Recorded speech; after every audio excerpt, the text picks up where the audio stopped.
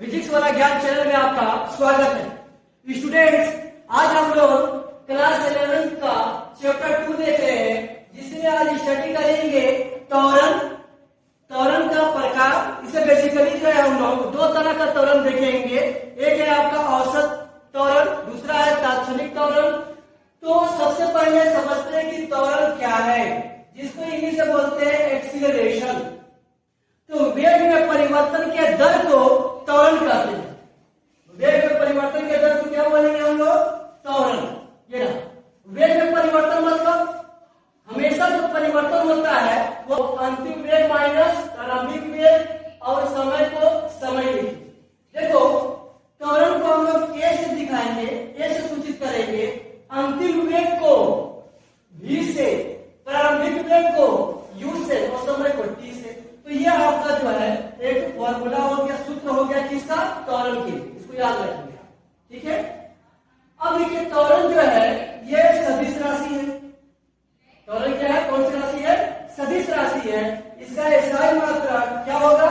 Metre प्रति second square, जिसको हम लिखते हैं मीटर पर सेकेंड स्क्वायर, या फिर इसको इस फॉर्म में भी लिख सकते हैं meter s to the power -2, ये भी लिखते हैं, याद रखिए। अब आइए त्वरण का दो हम लोग जो है देख लेते हैं प्रकार। पहला है औसत त्वरण, जिसको बोलेंगे एवरेज एक्सीलरेशन। ये क्या होता है? तो वस्तु के वेग में समय के साथ जो परिवर्तन होगा उसको हम बोलेंगे औसत त्वरण, ठीक है। त्वरण को तो ए से दिखाएंगे, मगर जब एवरेज की बात होगी तो इसके ऊपर क्या लगाएंगे? ये इसको बोलते हैं बार, है ना। तो इसको बोलेंगे हम लोग क्या? वेग में परिवर्तन। और यह समय में परिवर्तन। वेग में परिवर्तन मतलब बाद वाला वेग माइनस शुरू वाला वेग। समय में परिवर्तन मतलब बाद वाला समय माइनस शुरू वाला समय। तो देख लीजिए, यहां पर किसी वस्तु का जो वेग है वो क्या है? v1, ठीक है। v1 शुरू में वेग, इसका समय क्या है? t1। बाद में जरा देखें तो वेग क्या हो गया? इस समय पर वेग देखोगे तो v2 हो गया। अब वेग में परिवर्तन तो मैंने किस तरह से लिखा है? बाद वाला वेग जिसको v2 बोल रहे हैं माइनस शुरू वाला वेग जिसको v1 बोल रहे हैं। उसी तरह से टाइम का परिवर्तन t2 माइनस t1, ठीक है। अब हम स्टडी करने वाले हैं तात्क्षणिक त्वरण। देखिएगा, तात्क्षणिक त्वरण जिसको हम लोग बोलेंगे इंस्टेंटेनियस एक्सीलरेशन, ठीक है। ये क्या होता है? किसी एक पार्टिकुलर टाइम पर, किसी एक खास टाइम पर, समय पर वस्तु के वेग में परिवर्तन क्या होगा? वस्तु के वेग में परिवर्तन को क्या बोलेंगे? तात्क्षणिक त्वरण। इसको देखिएगा ध्यान से। हम लोग यहां पर क्या लगाएंगे?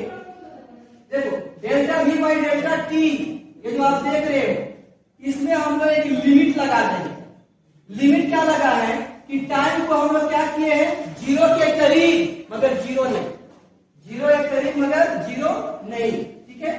इसको हम लोग इस फॉर्म में भी लिख सकते हैं। तात्क्षणिक त्वरण मतलब किसी एक खास समय पर वस्तु के वेग में जो परिवर्तन होगा समय के साथ, उसको हम लोग बोलेंगे तात्क्षणिक त्वरण। चलिए, इससे रिलेटेड हम न्यूमेरिकल्स देख लेते हैं। तो चलिए स्टूडेंट्स, अब हम लोग क्या करते हैं कि त्वरण से रिलेटेड और उसके जो प्रकार किए हैं, औसत त्वरण और तात्क्षणिक त्वरण, उससे रिलेटेड हम लोग कुछ न्यूमेरिकल देख लेते हैं। तो सबसे पहला जो हमारा न्यूमेरिकल है वो क्या है? देखो, यदि कोई कार विरामावस्था से अपनी गति को आरंभ कर 5 सेकेंड में अपनी वेग को 50 मीटर पर सेकेंड कर लेती है, तो उसका त्वरण क्या होगा? चलिए हम त्वरण निकालते हैं। क्या बोल रहे हैं? कोई कार विराम अवस्था से चलना स्टार्ट करता है तो u को क्या लेंगे हम लोग? 0 चलना स्टार्ट कर रहा है, 0 1 2 इस तरह से चलना स्टार्ट करेगा वो, तो प्रारंभिक वेग 0 होगा, ठीक है। टाइम जो है देखिए, तो टाइम 5 सेकेंड में इसका जो वेग हो जाएगा वो क्या होगा? 50 मीटर पर सेकेंड। क्या होगा इसका वेग? इसका वेग जो है शुरू में जब प्रारंभ किया तो प्रारंभिक वेग 0 था, बाद में जैसे टाइम हुआ 5 सेकेंड, तो 5 सेकेंड में इसका वेग हो गया 50 मीटर पर सेकेंड। तो इसका त्वरण क्या होगा ये हमको निकालना है। त्वरण क्या होगा?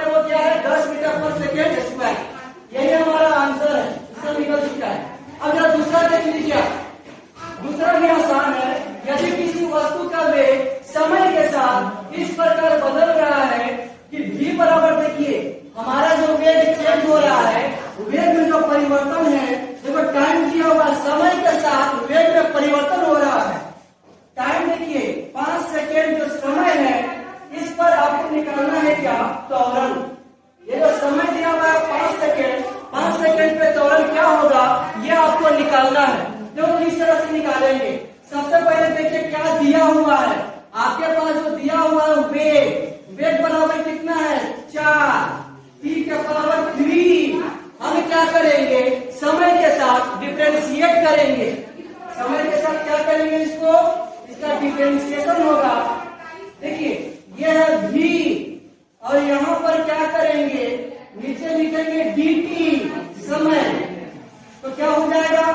ये 4 को 4 रहने दीजिए आप। यहाँ पर t के पावर 3 इसका आप क्या करोगे? डिफरेंशिएट करोगे किसके साथ?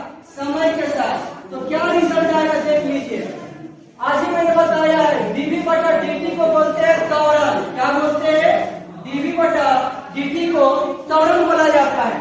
तो त्वरण को हम लिखेंगे ai। ये इंस्टेंटेनियस त्वरण आता है जी। ये क्या आता है? तात्क्षणिक त्वरण आता है, जिसको ai बोलते हैं हम लोग। तो dv बटा dt के जगह पर लिखेंगे a को। अब देखिए 4 तो बाहर है, इसको जस्ट तक लिखिए। अब क्या करेंगे? हम लोग डिफरेंशिएट करने वाले हैं किसका? t के पावर 3 का। तो जो पावर है इसको आप पहले लिखिए और पावर में घटा के लिखते हैं हम लोग, मतलब 3 माइनस 1। तो हमारा तात्क्षणिक जो त्वरण आ रहा है वो क्या आ रहा है? 4 दिया है 12 और t का पावर क्या है? यहाँ पर 3 में से 1 गया तो 2।